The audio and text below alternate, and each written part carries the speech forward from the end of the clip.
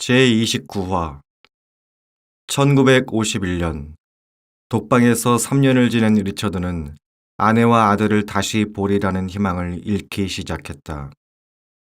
리처드는 개인적으로 아는 어떤 가정의 아버지가 기억났다. 병든 아내와 6자녀를 세상에 남겨두고 감옥에 잡혀온 사람이었다. 큰딸 둘은 굶어 죽기 직전인데다가 일자리도 구할 수 없어 매춘부가 되어 식구들을 먹여 살렸다. 두 딸의 나이는 17, 19이었다. 두 누나가 몸을 팔고 있다는 사실을 안 남동생은 미쳐버려 정신병원에 수용되어야 했다. 그 집 아버지는 석방된 뒤 가족들이 고통당하는 모습을 보고 하나님께 간청했다. 저를 다시 감옥으로 보내주십시오. 이런 참담한 상황을 차마 볼 수가 없습니다.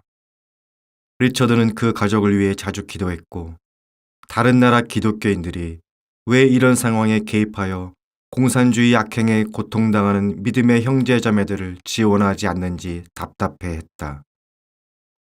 플로레스쿠 목사 같은 다른 죄수들 이야기는 리처드를 더 기도하게 만들었다. 교도관들이 파이프를 통해 굶주린 쥐들을 감방에 집어넣자 플로레스쿠 목사는 쥐들이 물어대는 통에 잠도 못 자고 어쩔 수 없이 자신을 계속 방어해야 했다. 또한 교도관들은 플로레스쿠 목사를 보름 동안 세워놓고 시뻘겋게 달궈진 인두로 찌르고 칼로 살점을 도려냈다. 신문관들은 플로레스쿠 목사가 목회 활동을 하며 접촉한 사람들 명단을 얻어내지 못하자 목사의 14살 된 아들 알렉산더를 납치해 그 아버지 앞에서 매질을 했다. 플로레스쿠 목사는 그 모습에 더는 버틸 수 없었다. 알렉산더, 저들이 원하는 것을 말할 수밖에 없구나. 네가 매맞는 것을 못 보겠어. 아버지, 잘못된 일을 하지 마세요. 아버지가 배신자가 되는 게 싫어요. 약해지면 안 돼요. 그 10대 소년이 완강히 저항하자 분노한 신문관들이 곤봉으로 무자비하게 때려 죽였다. 소년의 피가 아버지의 감방 여기저기 튀었다. 리처드는 다른 야비한 행위들에 대해서도 들었다. 지하교회에 성경을 몰래 공급하고 아이들에게 그리스도에 관하여 가르치다가 체포된 여성 이야기였다. 공산주의자들은 그 여성을 검거 대상으로 점찍었지만 그 여성의 결혼식 날이 올 때까지 체포하지 않고 미루었다.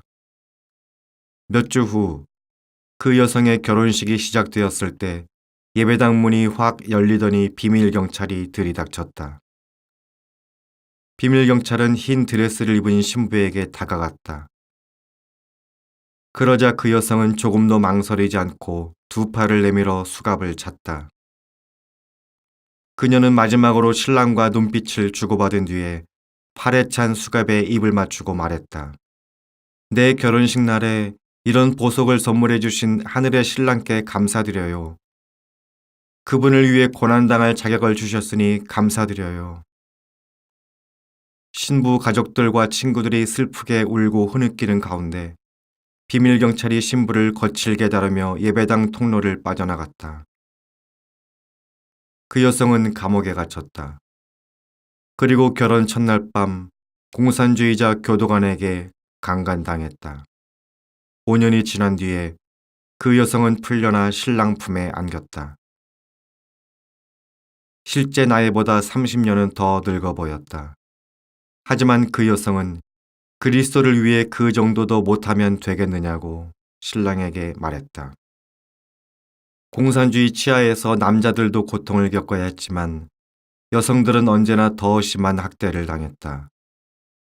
리처드는 몸집이 작은 사비나를 생각하며 제발 체포되어 고문당하지 않기를 소망하고 기도했다.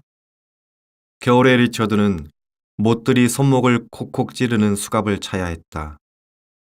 혹독한 추위로 자신도 모르게 팔을 떨면 수갑에 박힌 못들의 살갗을 베었다. 움직이지 않고 가만히 있기가 불가능했다.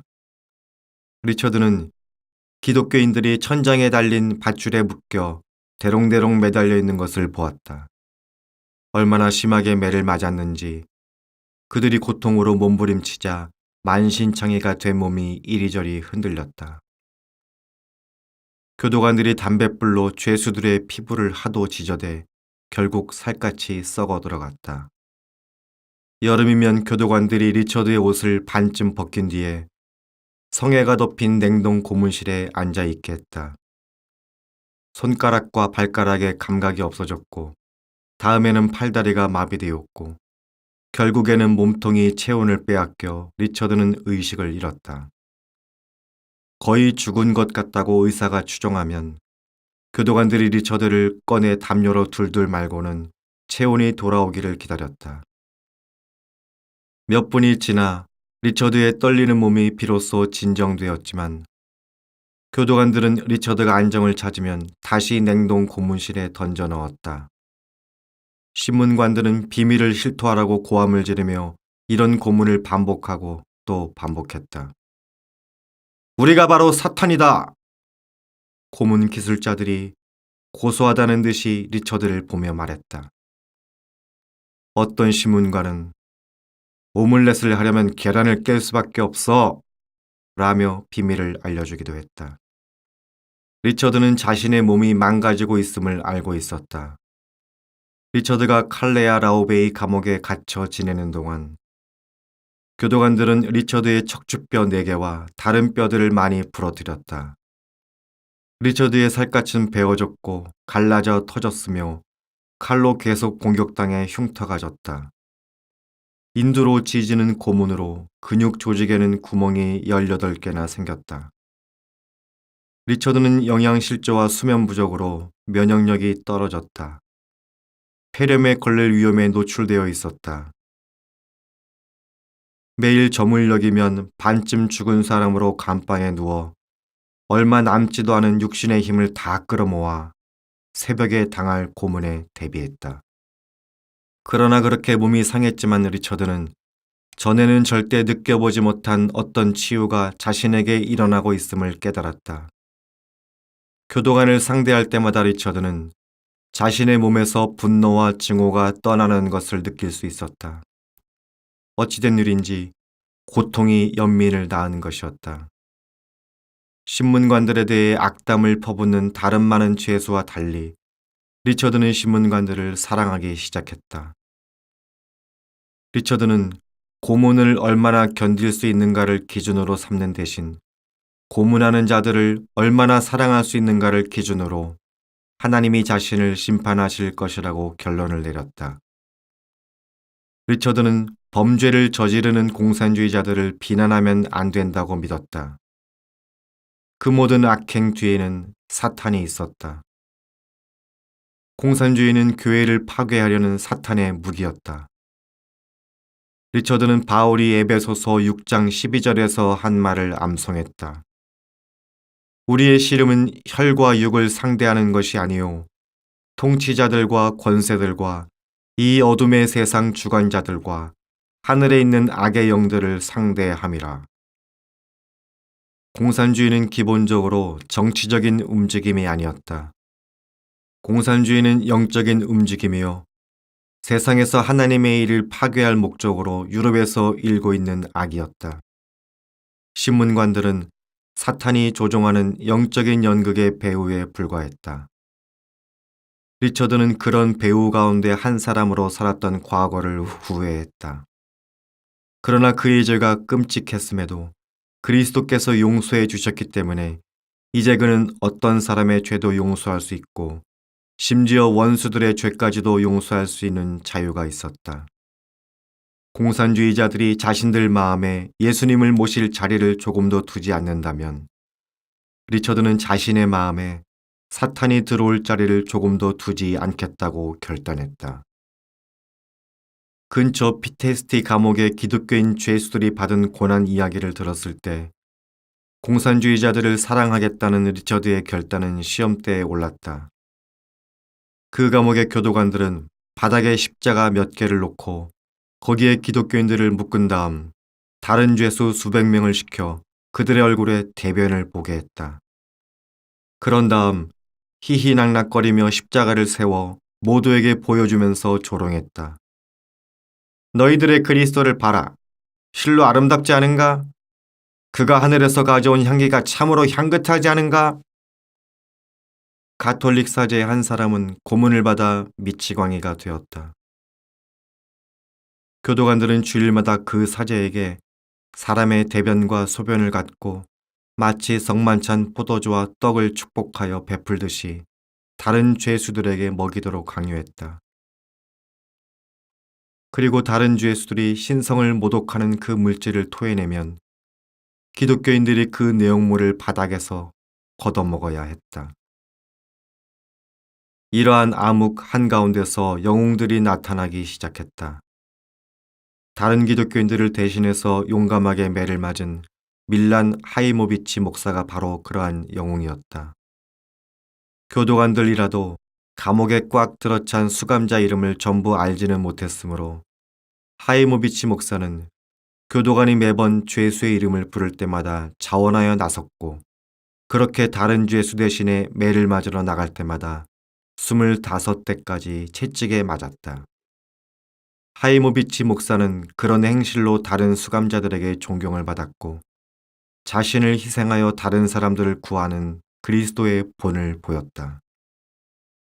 공산주의자들은 죄수들 육체에 고통을 주면 실토한다는 것을 깨달았다. 그뿐 아니라 그들은 정신을 세뇌하는 방법도 꽤 유용하다는 사실을 깨달았다. 루마니아는 세뇌를 통한 재교육 기술을 완성한 유럽 최초의 공산주의 국가였다. 믿음을 저버리고 친구들을 배신한 죄수들은 보상으로 추가 배급을 받았는데 그런 죄수들 가운데는 주임 신문관으로 승진하는 이들도 있었다.